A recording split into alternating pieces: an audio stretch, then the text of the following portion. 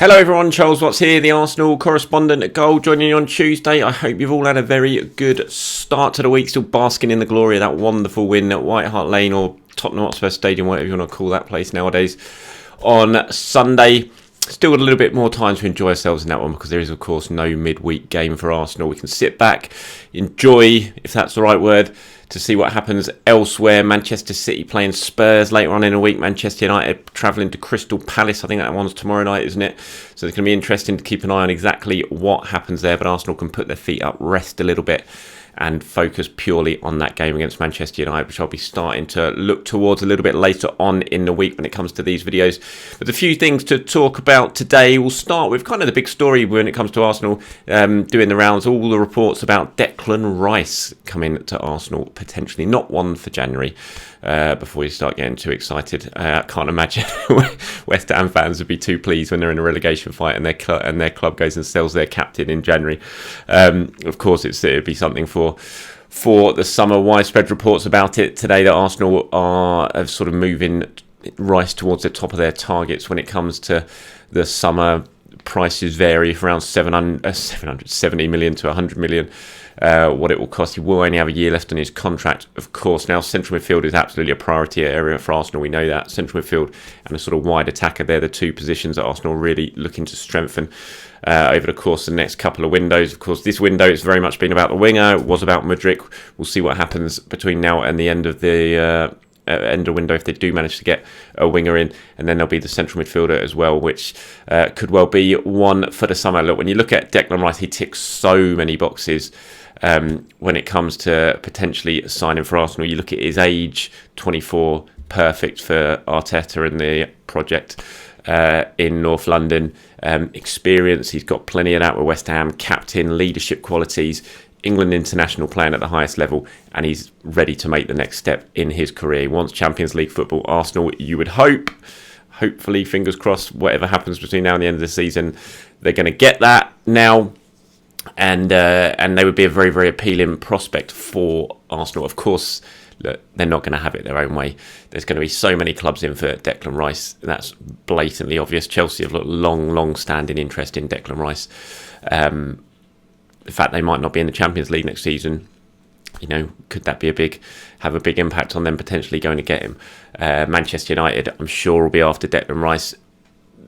They do have Casemiro there, but then Arsenal have Partey. So, we'll have to wait and see how strong their interest will be. But there'll be lots and lots of clubs interested for Declan Rice. If Arsenal do push the button and decide to go for him in the summer, it's pretty obvious they're not going to have it all their own way when it comes to signing him. We've seen what's happened recently when it comes to Arsenal and Chelsea. If they do get into a bit of a transfer tug-of-war type scenario, who can come out on top there, who has more financial firepower? So, it's one to sort of park and look at again as the season comes towards the end and you sort of get closer to the summer transfer window. But it's certainly an exciting prospect nonetheless, because Thomas Partey's 29, I think 30. Mohamed Elneny out of contract at the end of the season. There is an option to extend it by another year, but he's not getting any younger. We know that, and he's just a squad player anyway. Arsenal absolutely need to think about what they're going to do in central midfield going forward for the long term.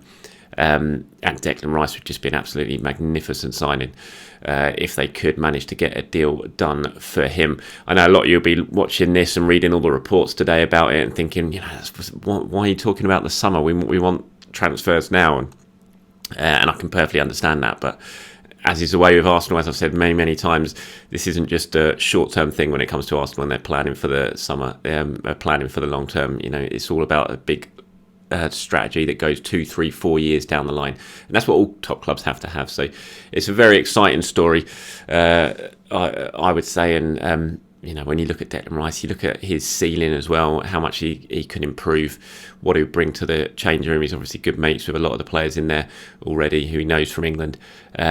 I just think it'd be a fantastic signing, and it's certainly one to keep an eye on as we get towards the summer. And that's the thing, if Arsenal can manage to get Champions League football, those are the sort of players that they're going to be looking to attract in the summer. And it's certainly one that is an exciting prospect. But I know, as I said, lots of you will be saying, look, I don't care about what's going on this summer. I want to see what we're doing now. Who are we going to strengthen this window? Who are we going to turn to now that Mudryk's gone? And I'd love to sit here right now and tell you I know the answers to it, but at the moment, it's all. I can't say it. All I do know is that Arsenal are very active in the transfer window, and they will be looking to get something done between now and the end of the window. But I couldn't tell you. I couldn't sit here right now and tell you exactly who it is and if they're going to manage it. But the club are working. There's no panic at all. I wrote a piece today that's gone out on Goal. You can find it on my social channels about it. And, it's no panic after what's happened with Mudryk's frustration. Yes, they wanted to get it done. That's clear. But there's no panic. They felt they put in a fair offer for him. They went to a certain figure. It became clear that wasn't going to be enough. And so it didn't happen. And Chelsea got their man. But there's no panic at Arsenal about that. It's still very much in the market. They will look to improve, and it's just a case of whether they can do or not. While we're talking about Mudryk, Sergei Palkin, the Shakhtar chief executive, has been speaking. He's done a really good interview with Adam Crafton over the Athletics. You can find that and have a look at it. And it talks about a lot of stuff about the deal, about Chelsea, about Arsenal. One interesting thing in it is that he's basically accusing Arsenal of tapping up when it comes to Mudryk. Basically says they contacted Mudryk and spoke to him directly about a month and a half before they contacted Shakhtar. I think he said something like that Arteta and Edu were speaking to him every single day, which of course is against rules, against regulations. He said Arsenal contacted the player almost 1.5 months before they contacted us. When I met Arsenal and they mentioned they had already talked to the player and they had contacted the player, to be honest, I knew beforehand that they had started to contact him. I said, okay, you start to contact him, but first you should close it with us. But okay, we have what we have. We didn't do a formal complaint. They did what they did. So yeah, Shakhtar clearly not exactly impressed here by how they view Arsenal's sort of tactics in trying to get a deal done for Mudryk. Did that potentially have an impact on the outcome at the end? Who knows? It's all hypothetical now. It's certainly not what Palkin says, but I'm sure everyone reading it would probably think, did Arsenal annoy him too much? And that's why they didn't sort of come to a successful conclusion with talks, but who knows. But yeah, interesting interview. Go and have a read of it. I think he was also talking to TalkSport today, Palkin, so he's doing the rounds, talking to some of the big media over here in this country, explaining the Mudryk deal, the finances behind it, and everything that has sort of followed on. Richarlison, just got to talk about Richarlison, who he's having a bit of a laugh with this one. I'm not sure if you've seen it or not, but he's been speaking after what happened at the derby, after what happened at Aaron Ramsdale. He had a massive impact on the whole incident with Ramsdale, the fan, the kick. And this is not excusing a fan of it, of course, not in the slightest. He needs to get thrown out. Well, he needs to get punished and never allowed back in the stadium. But it would never have happened if Richarlison hadn't suddenly got involved with Ramsdale at the end of the game, slapped him in the face, just got in his face as well, and kind of pushed him over, ushered him over towards the touchline, and just stirring up the fans. And yeah, Richarlison's come out and he's blamed Ramsdale for it, which it's just so ridiculous. He says, what I really didn't like was their goalkeeper. He was celebrating in front of our fans. That's disrespect to our fans. He should have celebrated with their fans.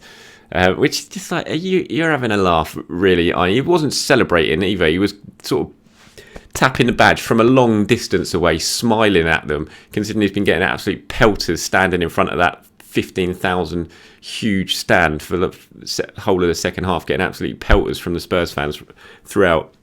He just turns around and gives them a little sort of pat of the badge and a smile, something you see happen all the time. And then Richarlison's trying to blame him for the whole incident, almost with those words. Just think, you're having a laugh. If anyone was to blame for what happened other than the fan, and obviously the fan is the person to blame because he was the guy who did it, but if there was anyone else who should shoulder some responsibility for it, it's Richarlison. It's certainly not Aaron Ramsdale. He also spoke about Gabriel Martinelli, because there was an incident in the second half, I think, when Richarlison was warming up, and I think Martinelli was going to take it to corner. He put his hand out to kind of shake his hand or do a high five type thing. Of course, the two of them Brazilian national team teammates, and Richarlison blanked him, didn't do it, and he said after, he's kind of apologised now. He put a post on his Instagram with Martinelli and him together in a t-shirt of Unity or something it was called, and he said, I'd like to apologise to Martinelli. I told him he was diving a lot. That's rich coming from Richarlison.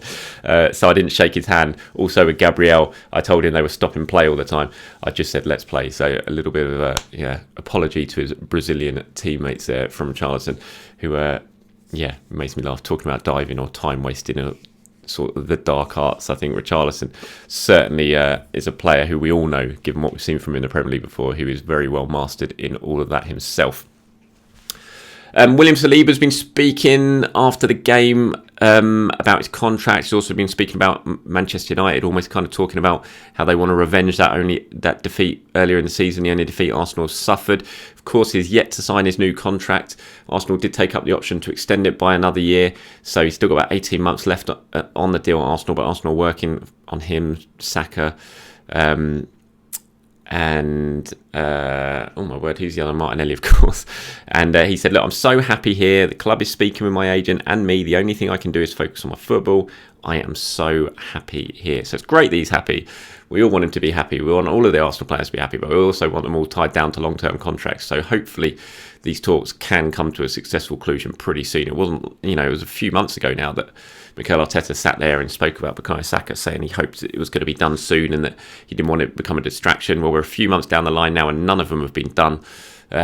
And that is you think it's a slight worry. You don't want anything distracting this second half of the season because it's so crucial. There's so much to play for Arsenal. Such a big opportunity. You don't want anything getting in the way of that. Hopefully this won't. Even if the contract talks don't get resolved swiftly, you'd hope that the players can still just carry on playing the football the way they are and it won't really have too much of an impact. But ideally, you'd want these contracts signed. You'd want the uncertainty over, both from the club side of things and from the player side of things, and everyone can sort of focus worry-free on purely football matters and not what's going on behind the scenes. But good that Saliba's happy here, and he certainly looks happy, doesn't he? Look at the way he celebrated after the derby yesterday, and the sort of rapport, the camaraderie seems to have hit up, certainly with Gabriel. Those two, such a brilliant centre-back partnership, and you would think, hopefully, fingers crossed, that can be key when it comes to getting this deal over the line, because what a defender he has been and what a first season he is having in England.